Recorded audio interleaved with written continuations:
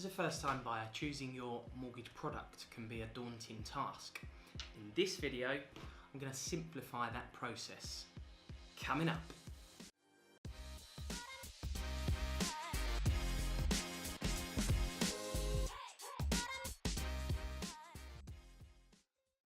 Hey, what's up guys? Alex from Mortgagechain here, and on this channel we provide tips and tools for first-time buyers and business owners. Now, I wanted to talk to you today about mortgage products. So every first-time buyer has a choice when they go and see a broker or their bank. They will be explained different mortgage products, and there are a lot to think about and consider. Okay, there are fixed rates, variable rates, trackers, discounts, offsets. You know, there is a big list of mortgage products. And what I wanted to do for you today is just make that process very simple. This is what I run past really with my clients when you're a first-time buyer, you know, and you want to know what your mortgage options are. All right, so the first thing that you will be, the first subject will be repayment mortgage or an interest-only mortgage. Okay, this is a choice that you all have. Now, a repayment mortgage is also known as a capital and interest mortgage. All right, the reason it is known as a capital and interest is because you pay off both capital and the interest of the mortgage. All right, so as your mortgage reduces, your balance reduces. Okay, that's known as a repayment mortgage or a capital and interest mortgage, because you are paying off the mortgage. You're repaying your debt as you go. Every monthly payment you make, a proportion of that monthly payment will go onto the capital and a proportion on interest. At the start of the mortgage, the majority of your mortgage payment will go onto the interest and a small amount onto the capital. And as your term goes on, more and more of your monthly payment will go onto the capital. Okay, so that's the choice you'll have, repayment or interest only. Now, I recommend a repayment mortgage every single time, because with an interest only, as the name suggests, you are just repaying the interest. Right, so 5 years down the line, you still owe the amount you borrowed. 10 years down the line, you still owe the amount you borrowed. Interest only mortgages for homeowners are typically not as popular as they used to be. So it is much more sensible to go down the repayment mortgage route, and that is what I'd recommend every single time. Some lenders are also, they're not keen on providing interest-only mortgages to first-time buyers because your debt's not reducing, and they're relying on you to, obtain what's known as a repayment vehicle to pay your debt off at the end of the term. But we don't need to worry about that, because repayment mortgage all the way.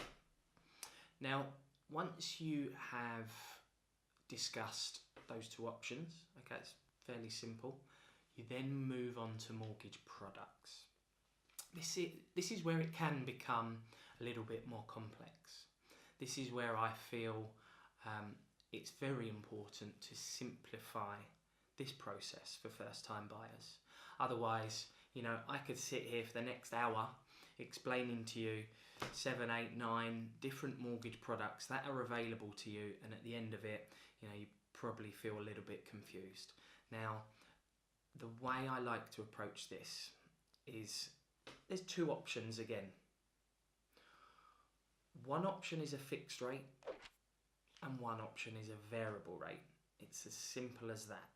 Okay. Now, a fixed rate means your monthly payment will stay the same because it's fixed. A variable rate means it can go up and down because it's variable. Now, you normally have quite a few different products under the variable category, but really a fixed rate's a fixed rate. There's no other form of product. I know some lenders were doing what's known as a fixed and tracker, or a tracker and a fixed, where it's a combination of a variable and a fixed rate, but I wouldn't worry about that. Let's just keep it simple. Let's focus on fixed rate or variable rate. Now, the variable rate category, you might hear tracker, discount, offset, variable, standard variable rate. All these products, all these variable rates, they all can go up and down. That's what they have in common, all right? Every one of them. Fixed rate stays the same.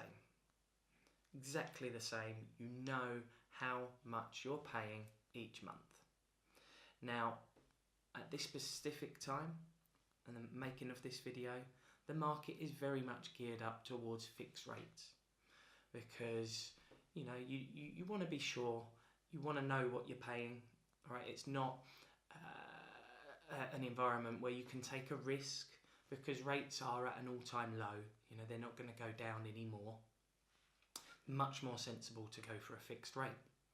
Okay, now the next option you have when you've made that decision is you could fix your rate for 2 years, 3 years, 5 years, sometimes 10 years. The longer you fix your rate for, the higher the rate's going to be, because the lender is giving you the benefit of that fixed rate for a longer period of time. So therefore, the rate's going to be a little bit higher. It's also similar with variable products. You can normally choose a similar range, similar term, 2, 3, 5 years. Sometimes there's no term at all. It's just for the length of the mortgage. All right. But again, let's keep things simple. As a recap, fixed rate or variable, 2, 3, or 5 years. That's it. It's as simple as that. Now, if you wanted to minimise your costs early on, then you may choose a 2-year rate, because normally the rates are lower. If you want to secure your monthly payment and your rate for a little bit longer with a higher rate, but you're happy to pay the higher rate, then you'd look at 3 and 5 years. Now, the advantages of having a longer fixed rate period, say for 5 years when compared to 2 or 3, is that if you went for a 2 or a 3, and in that period rates increased to a higher level than what the 5-year fixed rate would have been had you chosen that, then when your 2 or 3 year rate ends, you've got to choose another product. You have the same choice again. Do I do a fixed rate, a variable rate, 2, 3 or 5 years? It's a bit like house insurance. It's a bit like car insurance. You've got to renew it every time it runs out. Okay, rates may have gone up or down or stayed the same during that period. Market conditions dictate what the rate's going to be. So I would say, the disadvantage of a 2 or a 3 year is it's quite a short period.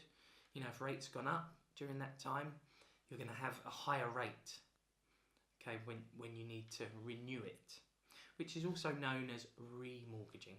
You might hear the term, someone's remortgaging. That's because their rate, their fixed rate or their variable rate, whatever they chose, has run out and it's time to renew it. So let's have a little think about what we've discussed. All right, so first choice, repayment or interest only. Repayment mortgage, known as capital and interest mortgage, you're reducing your debt. Go for a repayment mortgage every time. Think about a budget that you have in mind. The longer the mortgage term, you can normally have anything between 0 and 40 years. All right, but the end of the term must expire by your retirement age. Typically, most lenders will allow you to have a mortgage till age 69. Okay, so if you're 29 years old, you could potentially go for a 40-year term. The longer you have the term, the cheaper or the lower your repayments, monthly repayments are going to be. If you increase the term, the more the monthly payments are going to be. However, the benefit is you're going to reduce your mortgage quicker. The ideal goal of every first-time buyer who obtains a mortgage is to pay off your mortgage as quickly as possible. That is the goal in relation to your budget. Okay, so once you've chosen your repayment mortgage, you then have the fixed and the variable. Simple as that. Fixed stays the same, variable up and down. Go for a fixed rate. That's my advice. Please, if you haven't already, subscribe. Okay, check out the show notes below. I will lay out all these notes for you and some resources that you can check upon. Okay, until next time, keep crushing it, and we will speak soon.